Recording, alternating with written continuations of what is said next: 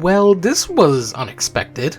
For those that don't know, the Game Rating and Administration Committee of Korea accidentally revealed an age rating for a definitive edition on Sonic Frontiers. Of course, I've seen some talk about it, but other than this rating for it, I don't know much else, especially since there wasn't anything else to say other than the Korean age rating. This isn't the first time this has happened, as the same site did this for Sonic Origins Plus, which one could argue as a definitive edition of that. Anyways, with what we know currently, it's looking on the likely side of it being legit, but I think some are looking too deeply into it. I've heard some say that they could be adding more DLC or other features. While that could be possible, I think at most this is just a Switch 2 edition of Frontiers. Just going off of the other news sites, it doesn't say if it's on all current systems. Of course this could be changed once officially revealed, but I am on the side that thinks it's nothing but a Switch 2 version of the game that everyone else got. No DLC, no enhancements on the gameplay and graphics, maybe some minor bug fixes, but in reality, just the same game players on PC, Xbox, and PlayStation had, but now for Nintendo players. That'll sound disappointing to many, plus I could easily be wrong about that, but at the same time, this could be very beneficial to Nintendo players. Let's not forget, the Switch 1 version of Frontiers was pretty bad visually and framerate speaking, and load times were longer. From my point of view, I think the infamous pop-in is worse on the Switch 1 version.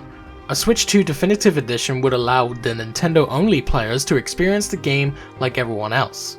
Granted, this may not change the overall opinion of the game, as the game's reception ranges from very praised to mixed. But at least on the graphical side of things and what other fine-tunings they may have, it will benefit from it.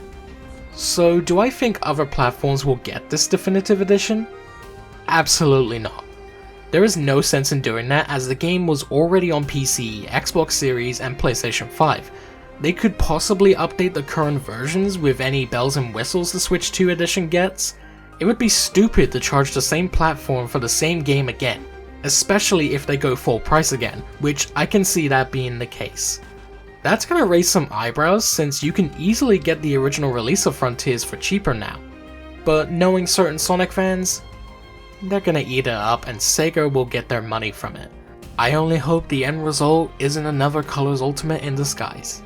If I were to guess when it would get officially revealed, either they do a Sonic Central in June or something for the 35th anniversary, which seems likely, or with it potentially just being a Switch 2 edition, some sort of Nintendo Direct, either a main direct or a partner showcase. Or screw it, they just drop the trailer without any warning. Who knows? But that's just my take on this topic. I'm sure you guys have different thoughts. Feel free to share them in the comments. Shout out to my patrons Typhoon and Andres, and my YouTube member BAG Gomez. Much appreciated, guys. If you would like to have your name at the end of the videos, all you have to do is either pledge to my Patreon or become a YouTube member with the links in the description. And with that said, I thank you all for watching. Like, comment, subscribe, follow me on Blue Sky, and I will see you all in the next video. So until then, bye guys!